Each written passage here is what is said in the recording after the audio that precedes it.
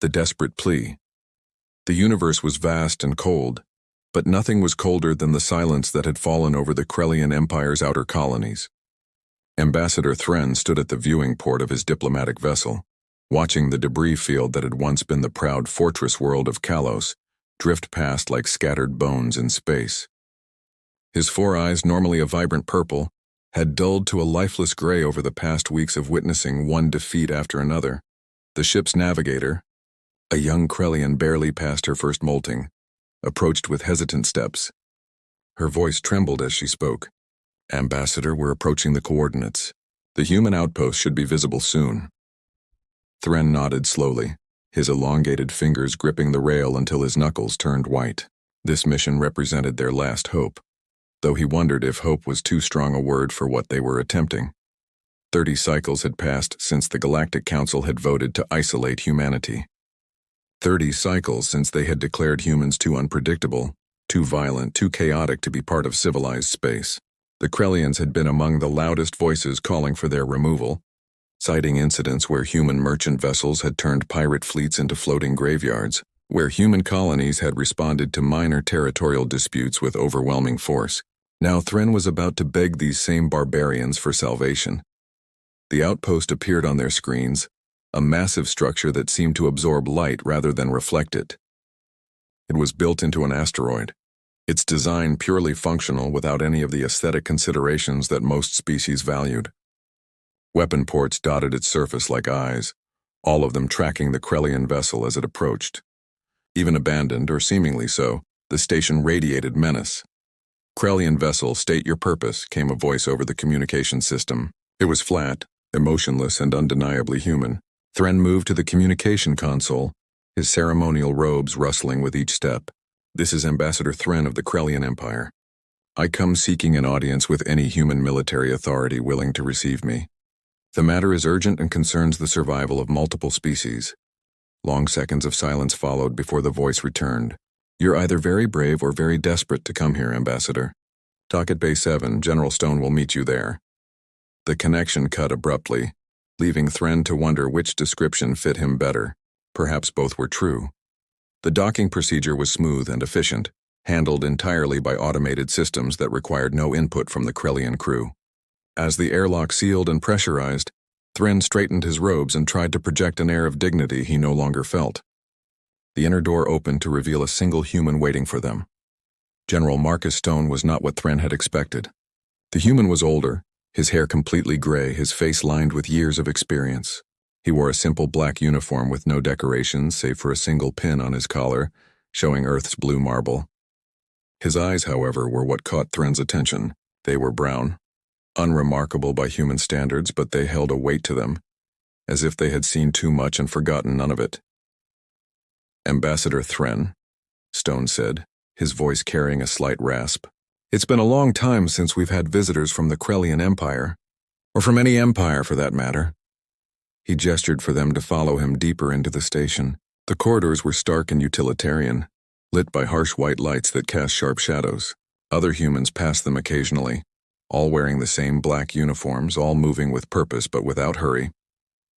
Stone led them to a conference room dominated by a holographic display table. He activated it with a touch, bringing up a map of local space.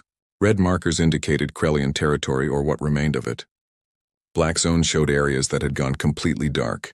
"I assume this is about the Devourer swarm," Stone said without preamble. Thren's surprise must have shown because Stone smiled grimly. "We may be isolated, Ambassador, but we're not blind. We've been watching them since they first appeared in the Outer Rim. We've seen them consume the Zelanti Confederacy, watched them tear through the Malthar defense grid, observed as they adapted to every weapon, every strategy thrown at them." He manipulated the display showing the swarm's progression. "By our calculations, you have perhaps 2 months before they reach your homeworld." "Then you understand why I'm here," Thren said, abandoning any pretense of diplomatic maneuvering. "The Council was wrong to exile humanity. We need your help. The galaxy needs your help." Stone studied him for a long moment before responding. "The same Council that called us mad dogs? The same members who said we were a plague upon civilized space?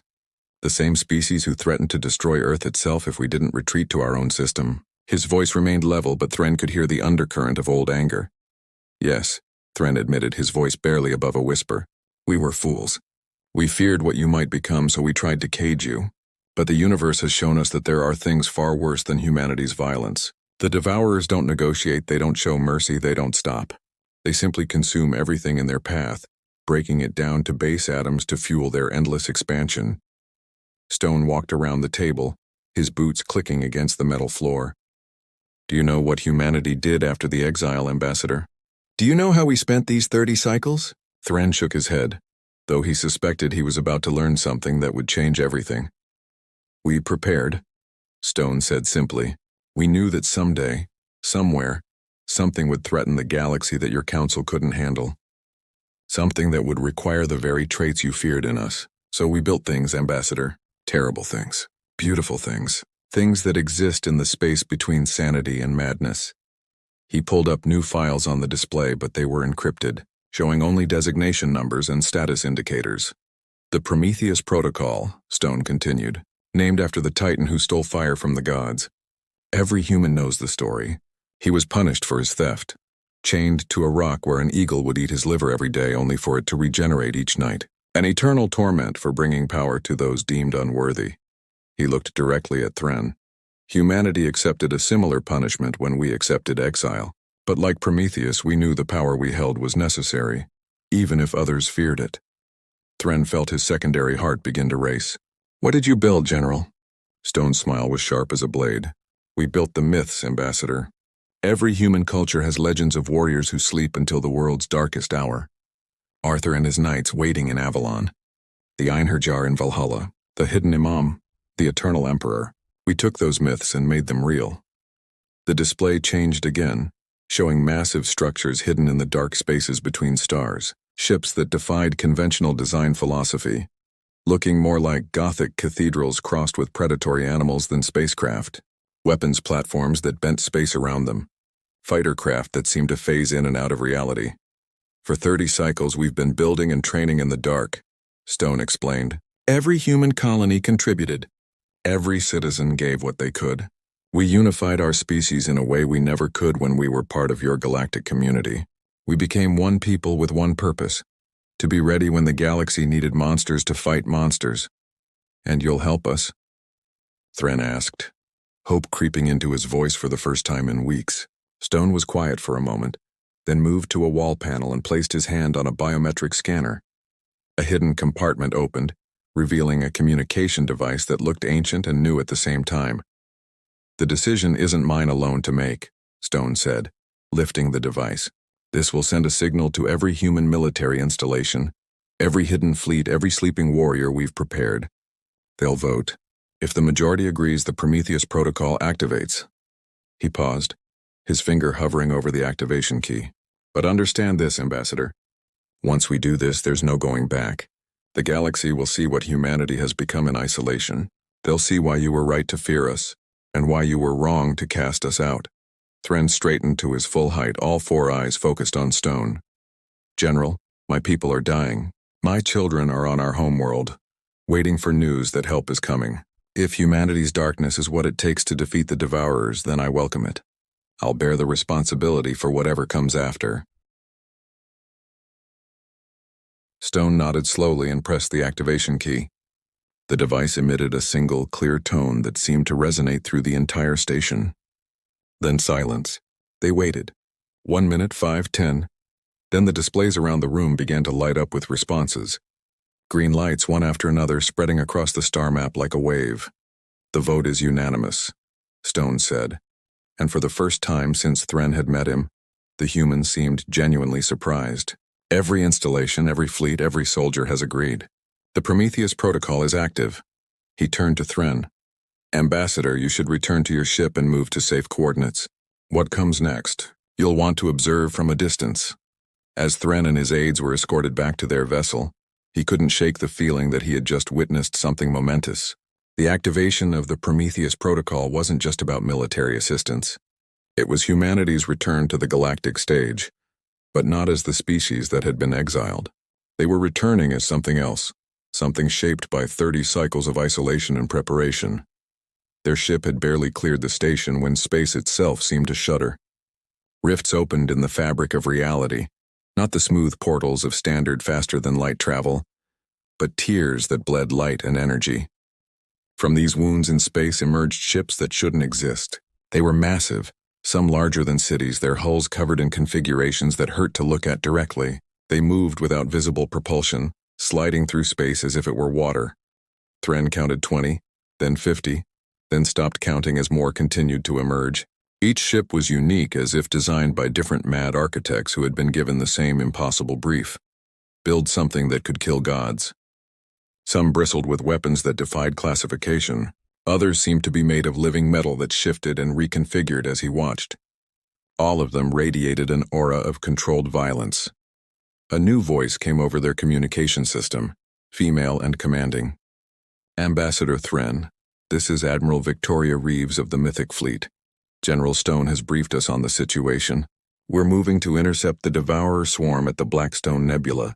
I suggest you inform the Galactic Council that humanity has answered the call." The connection ended, and the impossible fleet began to move, accelerating to speeds that should have torn them apart. The Mythical Fleet Rise's Admiral Victoria Reeves stood on the bridge of the THS Ragnarok, humanity's flagship and the crown jewel of the Mythic Fleet. The ship was 2 kilometers of impossibility made real, its hull composed of programmable matter that could shift between states at will. The bridge itself was a sphere of pure information, displaying data directly into the minds of the crew through neural interfaces that had been perfected during the long exile. Around her, 27 crew members worked in perfect synchronization, their thoughts interconnected through the ship's quantum consciousness network. They were the best humanity had to offer, selected from thousands of candidates and trained from childhood to operate systems that would have driven most species insane. Each one had given up their chance at a normal life to become something more, something necessary. "Admiral, we're approaching the Blackstone Nebula," reported Commander Chen, her tactical officer. The young woman's eyes were closed, but Reeves knew she was seeing everything through the ship's sensors, experiencing space as if she were the vessel itself. "Devourer swarm detected at bearing 27 Mark IV. Estimated count is..." "Admiral, I'm reading over 3 million individual units." Reeves felt the collective intake of breath from her bridge crew, but showed no reaction. She had expected this. The Devourers grew exponentially, converting consumed matter directly into new units. They were less a fleet and more a force of nature, entropy given form and purpose. But humanity had spent 30 years preparing for exactly this kind of threat. "Signal the fleet," Reeves commanded. "Deploy in formation Hydra. Activate all exotic weapon systems. And Commander Chen, release the restrictions on the AI collective." There was a pause before Chen responded, her voice carrying a note of concern. "Admiral, are you sure? Once we remove the restrictions, we can't predict what they'll do." Reeves smiled grimly. "That's the point, Commander. We didn't spend 30 years creating predictable weapons. Execute the order." The change was immediate.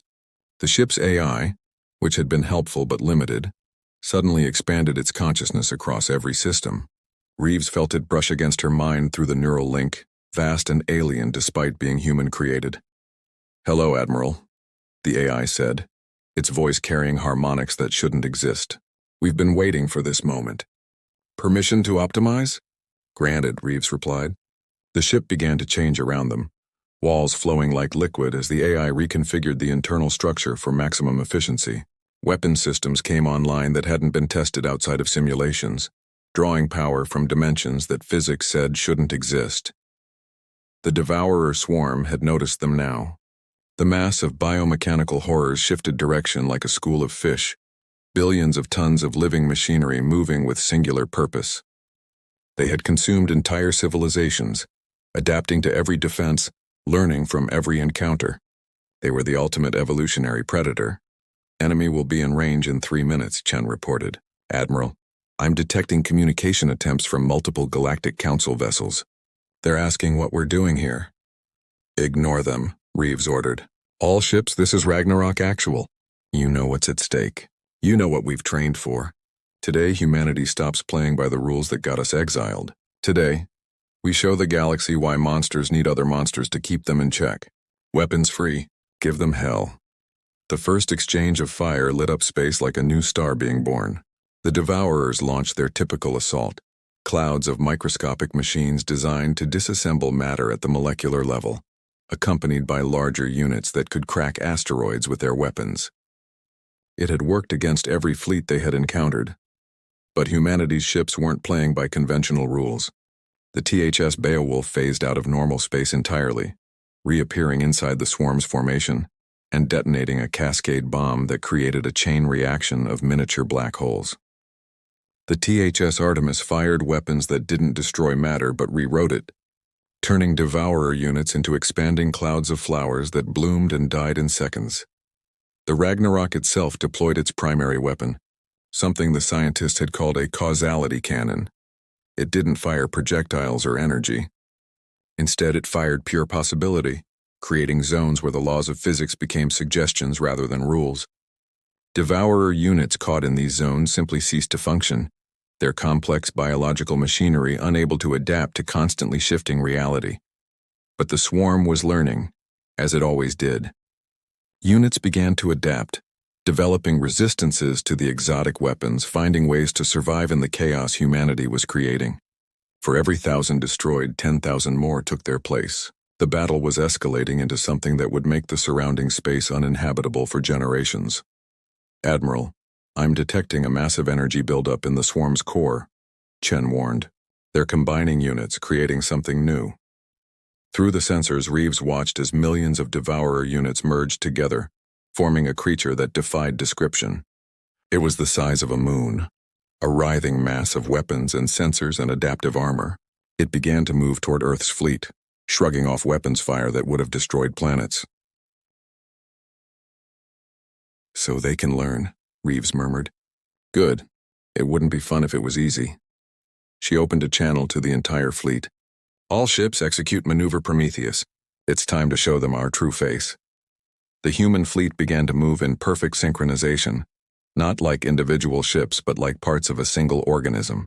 They formed a pattern in space, their positions corresponding to quantum equations that had taken humanity's best minds years to develop. "Admiral, the Council ships are sending urgent messages," her communications officer reported. "They're saying we're going to destroy the entire sector if we continue." "Probably," Reeves agreed.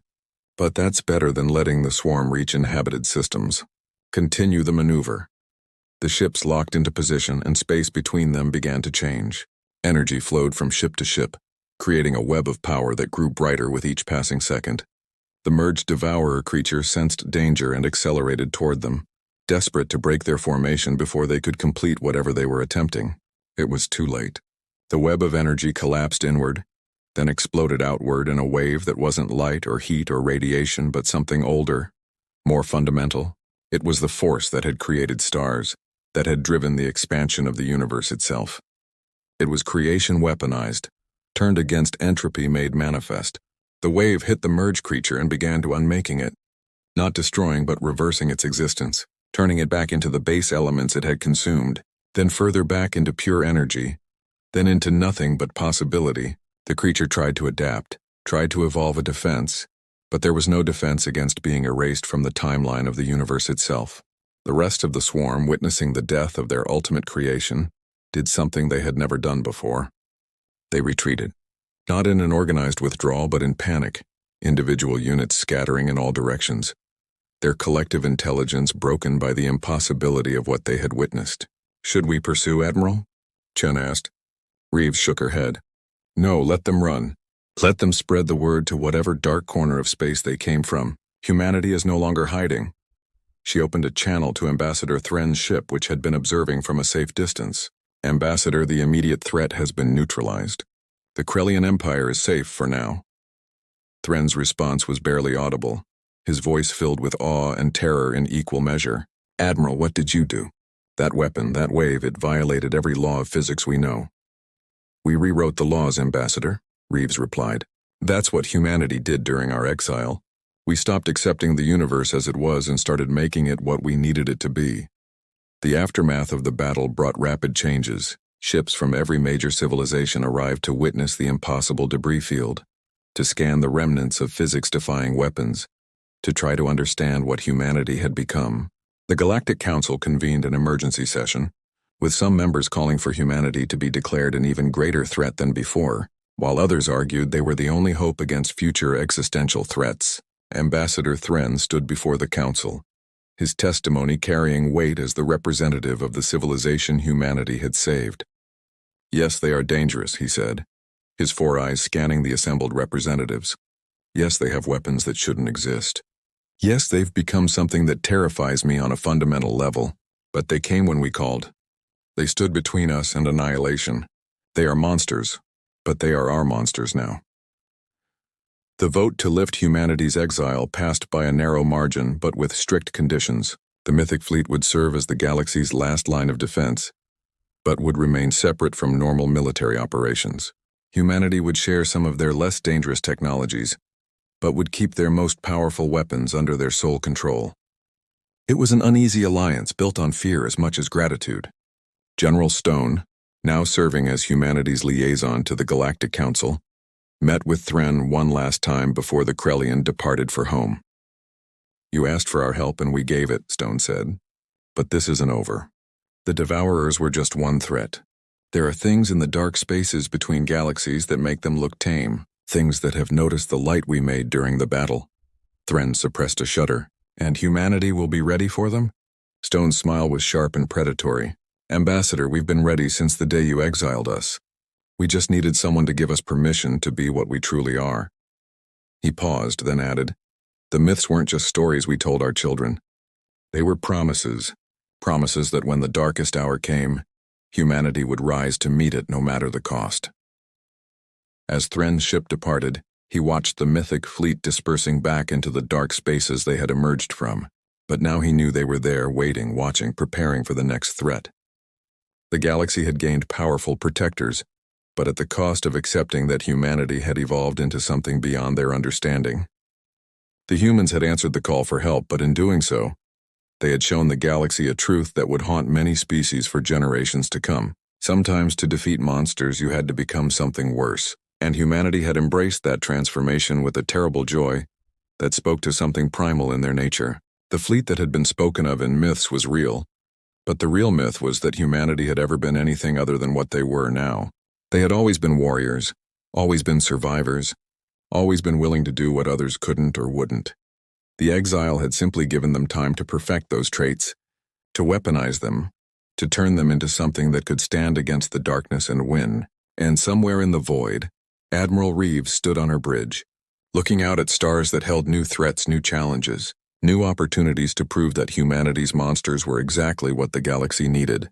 The Prometheus Protocol wasn't just about stealing fire from the gods. It was about becoming the fire itself, burning bright enough to keep the darkness at bay no matter what it cost. The story would be told for millennia, passed down through generations of different species. How when the galaxy called for aid, humanity didn't send diplomats or peacekeepers. They summoned a fleet from myth, crewed by warriors who had traded their humanity for the power to protect those who had cast them out. It was a story of redemption and horror in equal measure. A reminder that sometimes the greatest heroes were also the greatest monsters.